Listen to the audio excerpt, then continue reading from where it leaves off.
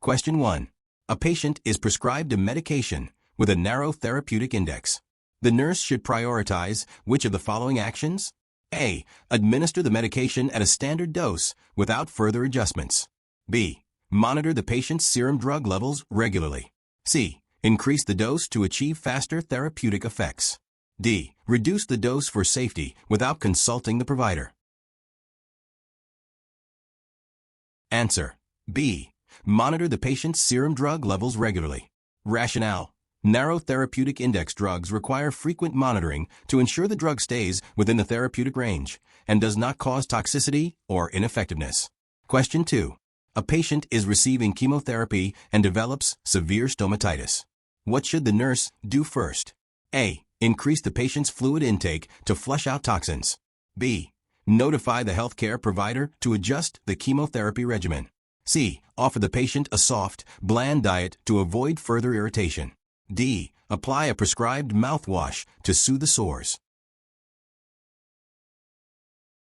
Answer. B. Notify the healthcare provider to adjust the chemotherapy regimen. Rationale. Severe stomatitis may require dose adjustments or a change in the chemotherapy regimen to minimize further mucosal damage. The nurse should notify the healthcare provider for proper management.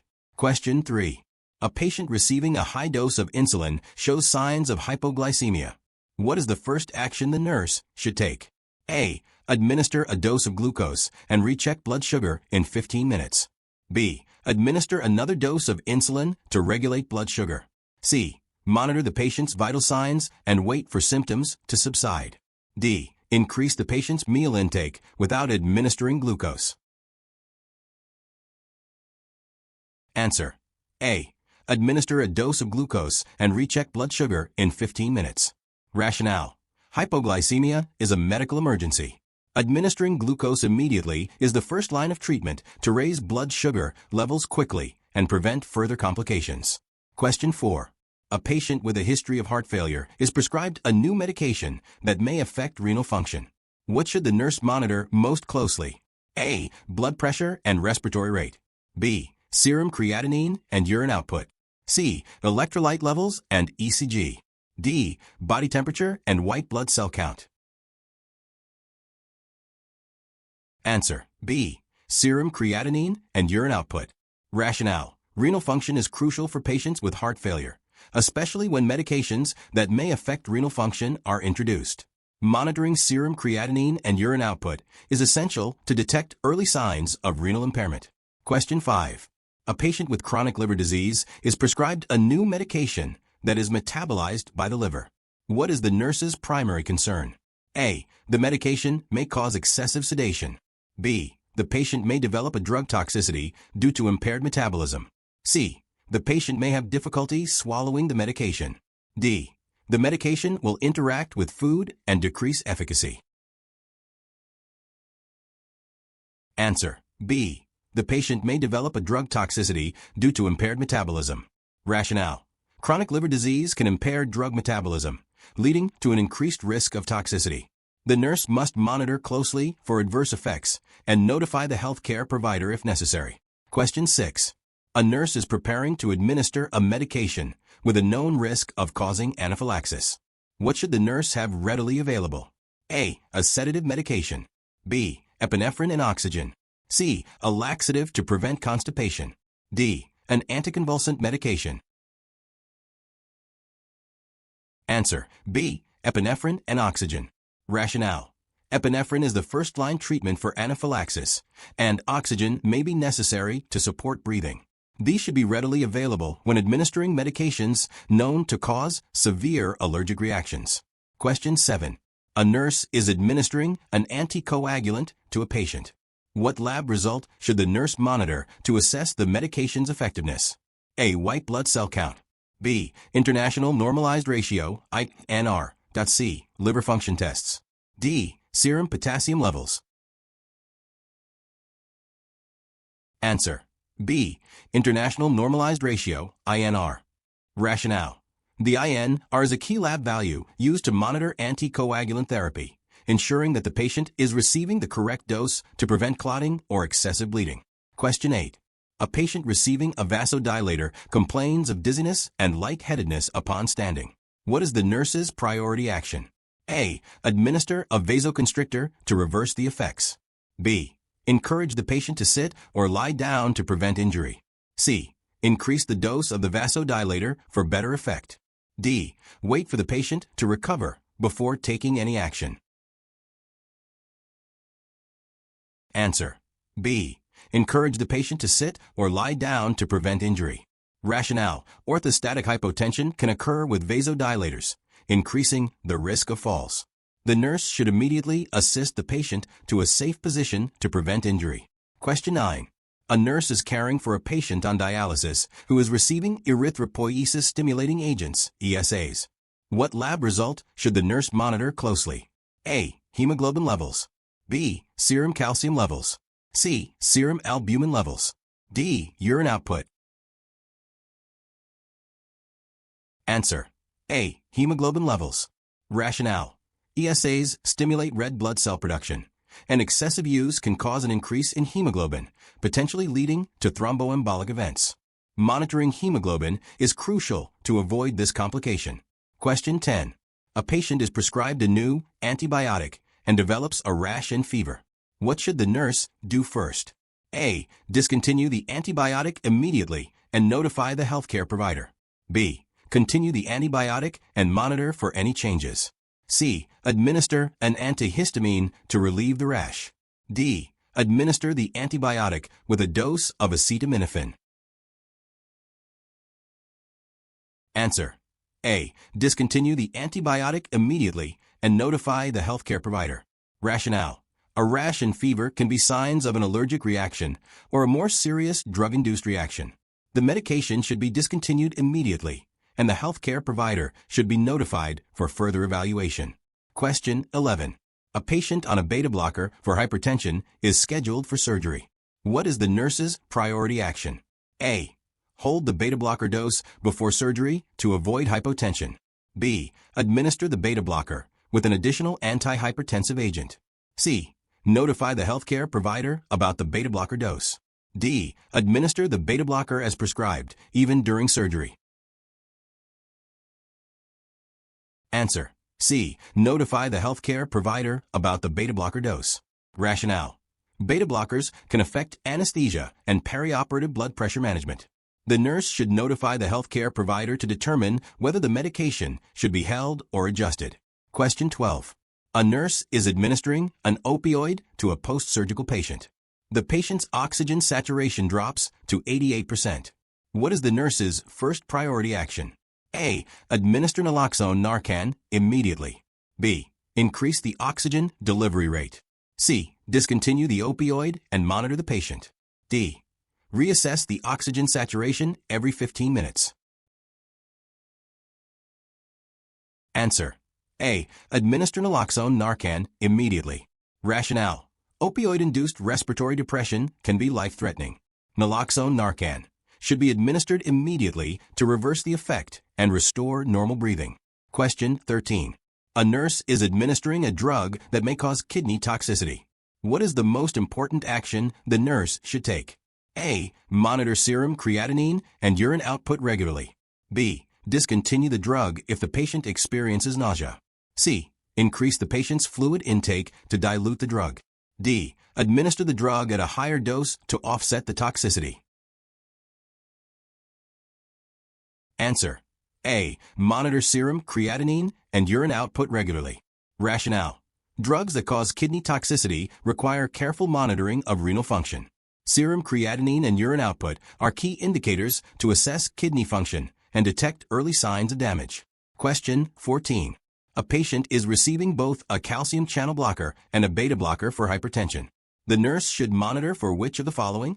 A. Hypotension and bradycardia. B. Tachycardia and elevated blood pressure. C. Hypoglycemia and dehydration. D. Increased urinary output and fluid retention. Answer. A. Hypotension and bradycardia. Rationale. Both calcium channel blockers and beta blockers lower blood pressure and heart rate, so the nurse should monitor for hypotension and bradycardia, which can lead to dizziness or syncope. Question 15.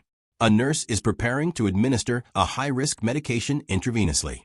What is the nurse's priority consideration? A. Verify the medication order and patient identity. B. Ensure that the medication is administered quickly. C. Double-check the dose and route with a second nurse. D. Dilute the medication with a non-prescribed solution. Answer. C. Double-check the dose and route with a second nurse. Rationale. High-risk medications should be double-checked by another nurse to ensure the correct dose and route are used, minimizing the risk of medication errors. Question 16. A patient with a history of alcohol abuse is prescribed a medication that can cause severe liver damage. What is the nurse's primary concern? A. The patient will not adhere to the medication regimen. B. The patient may develop severe liver toxicity due to impaired liver function. C. The patient may have difficulty swallowing the medication. D. The patient may develop respiratory depression. Answer. B. The patient may develop severe liver toxicity due to impaired liver function. Rationale. Alcohol abuse can impair liver function, increasing the risk of liver toxicity when medications metabolized by the liver are prescribed. The nurse should monitor liver function closely. Question 17. A patient is prescribed an anticoagulant and is about to undergo dental surgery. What should the nurse do? A. Continue the anticoagulant therapy without interruption. B. Consult the healthcare provider to determine whether to hold the anticoagulant. C. Administer an antidote to reverse the anticoagulant effect. D. Discontinue the anticoagulant immediately before the surgery. Answer. B. Consult the healthcare provider to determine whether to hold the anticoagulant. Rationale. Anticoagulants increase the risk of bleeding, especially during surgery. The nurse should consult the healthcare provider to determine the appropriate action. Question 18. A patient receiving an opioid for pain management exhibits signs of confusion and hallucinations. What is the nurse's priority action? A. Increase the opioid dosage to control pain. B. Withhold the medication and notify the healthcare provider. C. Document the symptoms and observe for further changes. D. Administer an antipsychotic to manage the hallucinations. Answer. B. Withhold the medication and notify the healthcare provider. Rationale. Confusion and hallucinations can be side effects of opioid use. The nurse should withhold the medication and consult the healthcare provider to adjust the treatment plan. Question 19. A patient is receiving an antibiotic known to cause nephrotoxicity. What is the nurse's priority action? A. Administer the antibiotic at the maximum prescribed dose. B. Monitor kidney function tests, including serum creatinine. C. Discontinue the antibiotic immediately after one dose. D. Encourage the patient to drink more fluids to flush out the drug. Answer. B. Monitor kidney function tests, including serum creatinine. Rationale. Nephrotoxicity can be monitored by assessing kidney function tests, including serum creatinine. This helps detect early signs of damage and adjust treatment as necessary. Question 20. A nurse is preparing to administer a medication that requires close monitoring for arrhythmias. What is the nurse's first priority action? A. Administer the medication and monitor vital signs every 4 hours. B. Ensure the patient has an ECG done prior to medication administration. C. Administer the medication slowly and monitor for side effects. D. Confirm the patient is well hydrated before administering the medication. Answer. B. Ensure the patient has an ECG done prior to medication administration. Rationale. Certain medications that affect the heart require baseline ECGs to assess the patient's cardiac status. Monitoring for arrhythmias during and after medication administration is critical for patient safety. Question 21. A nurse is preparing to administer a medication that can cause hypotension. The patient's blood pressure is already 90/60 millimeters of mercury. What is the nurse's first priority? A. Administer the medication as prescribed and monitor closely. B. Notify the healthcare provider and hold the medication. C. Administer the medication at a slower rate. D. Increase the patient's fluid intake before administering the medication. Answer: B. Notify the healthcare provider and hold the medication. Rationale: if the patient's blood pressure is already low, administering a medication that can cause further hypotension could be dangerous. The nurse should notify the healthcare provider for guidance and potentially hold the medication. Question 22. A patient is receiving a new medication and reports an itchy rash. What is the nurse's first action? A. Document the rash and continue the medication. B. Administer an antihistamine to relieve the symptoms. C. Discontinue the medication and notify the healthcare provider. D. Recommend the patient apply a topical cream. Answer: C. Discontinue the medication and notify the healthcare provider. Rationale: an itchy rash could be an allergic reaction. The medication should be discontinued immediately, and the healthcare provider should be notified to assess the situation and determine alternative treatment. Question 23. A patient receiving chemotherapy develops a fever of 102 degrees Fahrenheit. What should the nurse do first? A. Administer acetaminophen and continue monitoring the patient. B. Notify the healthcare provider immediately. C. Withhold the chemotherapy and monitor the temperature. D. Administer antibiotics without consultation. Answer: B. Notify the healthcare provider immediately. Rationale: a fever in a patient receiving chemotherapy may indicate an infection, which could be life-threatening due to immunosuppression. The healthcare provider should be notified immediately for proper intervention. Question 24. A nurse is administering an IV infusion of potassium. The nurse notices the IV site is red and swollen. What should the nurse do next? A. Continue the infusion at a slower rate. B. Stop the infusion immediately and remove the IV.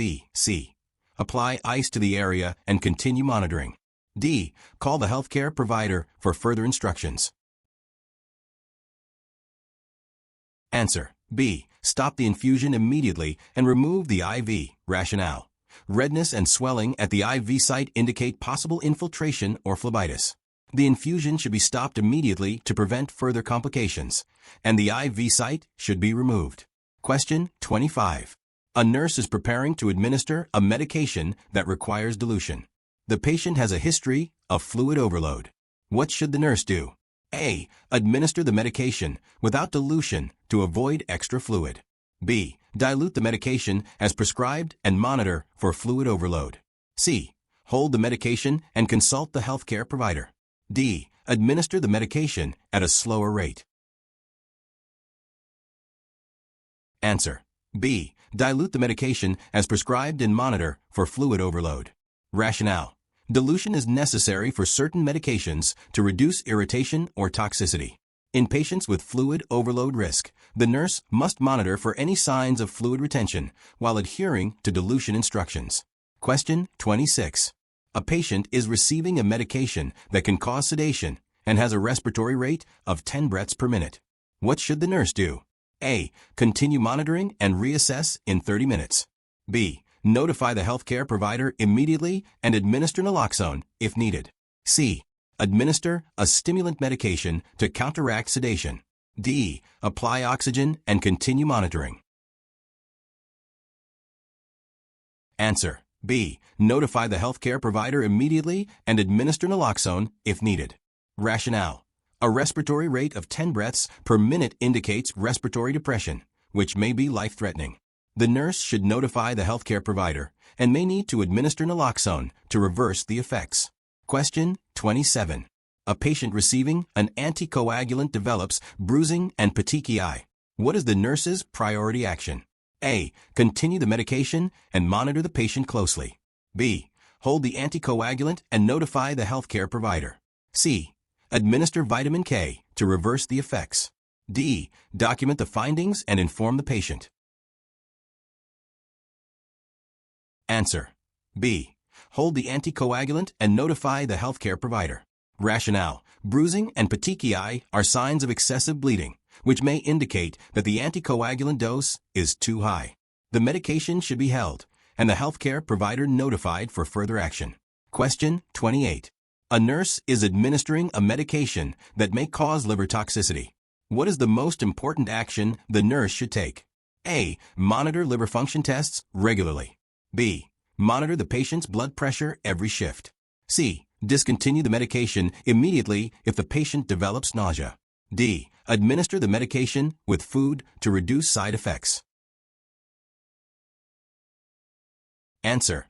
A. Monitor liver function tests regularly. Rationale.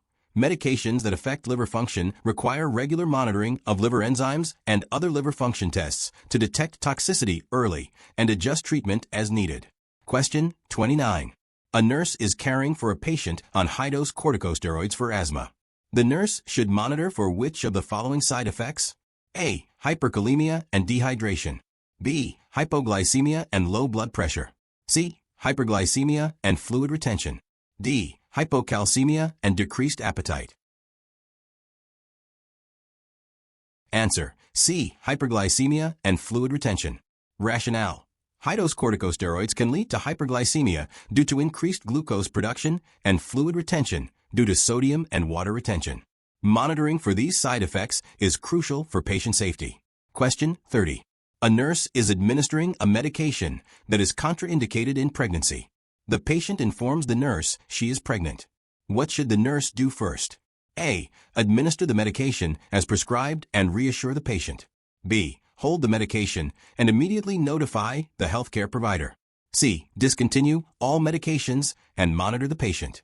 D. Consult the pharmacist about possible alternatives. Answer. B. Hold the medication and immediately notify the healthcare provider. Rationale.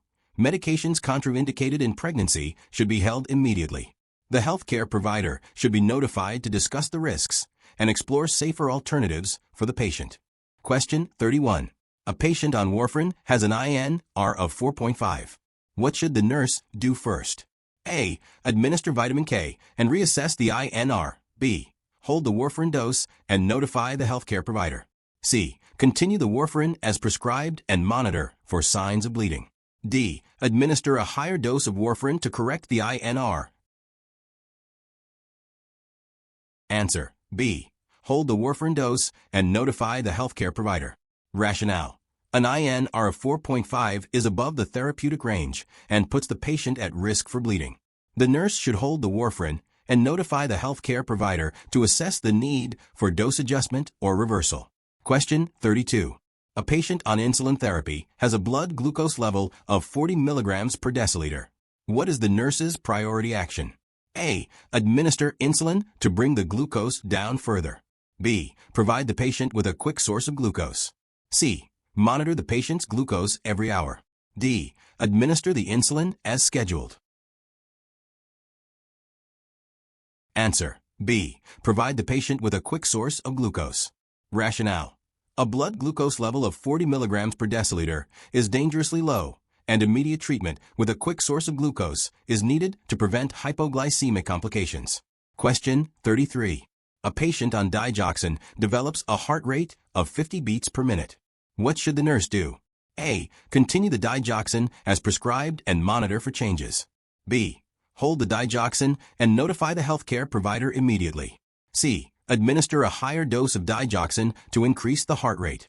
D. Document the finding and reassess the heart rate in 4 hours. Answer. B. Hold the digoxin and notify the healthcare provider immediately. Rationale. A heart rate of 50 beats per minute in a patient on digoxin can be a sign of toxicity. The nurse should hold the medication and notify the healthcare provider for further action. Question 34. A patient is prescribed a medication that causes sedation and is also taking a benzodiazepine. What is the nurse's priority action? A. Continue the medications and reassure the patient. B. Notify the healthcare provider about the potential for additive sedative effects. C. Withhold the medication and administer an antidote. D. Encourage the patient to drink caffeinated beverages. Answer. B. Notify the healthcare provider about the potential for additive sedative effects. Rationale. Combining sedating medications, such as benzodiazepines and other CNS depressants, increases the risk of respiratory depression and sedation. The nurse should notify the healthcare provider to assess the safety of this combination. Question 35. A nurse is preparing to administer a medication that is metabolized by the liver. The patient has liver dysfunction. What should the nurse do first? A. Administer the full dose and monitor the patient. B. Consult the healthcare provider to adjust the dose. C. Withhold the medication and inform the healthcare provider. D. Administer the medication with food to minimize side effects. Answer. B. Consult the healthcare provider to adjust the dose. Rationale. Liver dysfunction can impair the metabolism of medications, leading to toxicity. The nurse should consult the healthcare provider to adjust the dosage based on the patient's liver function. Question 36. A patient receiving chemotherapy reports fatigue, weakness, and shortness of breath. What is the nurse's priority action? A. Continue the chemotherapy regimen and monitor for additional symptoms. B. Notify the healthcare provider and assess for signs of anemia. C. Administer a blood transfusion without provider consultation. D. Provide oxygen therapy and reassess later. Answer. B. Notify the healthcare provider and assess for signs of anemia. Rationale. Chemotherapy can cause bone marrow suppression, leading to anemia. The nurse should notify the healthcare provider and assess the patient's hemoglobin levels to guide treatment. Question 37. A patient receiving an opioid for pain reports feeling lightheaded and faint. What should the nurse do first? A. Continue the medication and monitor the patient. B. Administer naloxone immediately. C. Assess the patient's vital signs and notify the healthcare provider. D. Increase the opioid dosage to alleviate symptoms. Answer. C. Assess the patient's vital signs and notify the healthcare provider. Rationale. Lightheadedness and faintness could indicate opioid-induced hypotension or respiratory depression. The nurse should assess vital signs and notify the healthcare provider for further evaluation. Question 38. A patient is prescribed a drug that is excreted by the kidneys. What is the nurse's priority action for a patient with renal impairment? A. Administer the drug at the prescribed dose and monitor urine output. B. Reduce the drug dosage or consult the healthcare provider for adjustment. C. Increase the drug dosage to ensure therapeutic effect. D. Administer the drug with a diuretic to promote excretion. Answer. B. Reduce the drug dosage or consult the healthcare provider for adjustment. Rationale. Renal impairment affects drug excretion, increasing the risk of toxicity. The nurse should reduce the dosage or consult the healthcare provider to adjust the treatment plan accordingly. Question 39. A patient is taking a medication that may cause dizziness. What should the nurse educate the patient about?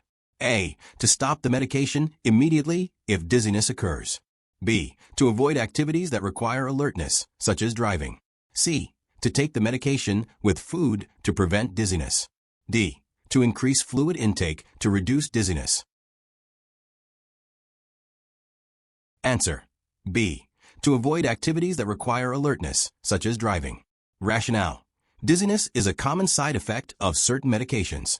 The patient should be educated to avoid potentially dangerous activities, like driving or operating machinery, until they understand how the medication affects them. Question 40. A nurse is administering a medication that can cause tachycardia. What should the nurse monitor closely?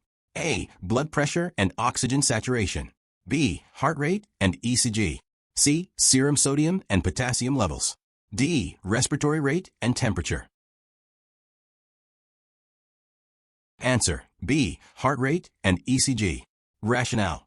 Tachycardia can be a significant side effect of certain medications, so the nurse should closely monitor the patient's heart rate and ECG to detect any arrhythmias or abnormal heart rhythms.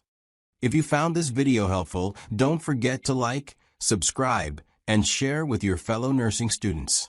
Hit the bell icon so you never miss an update. See you in the next one. Happy studying.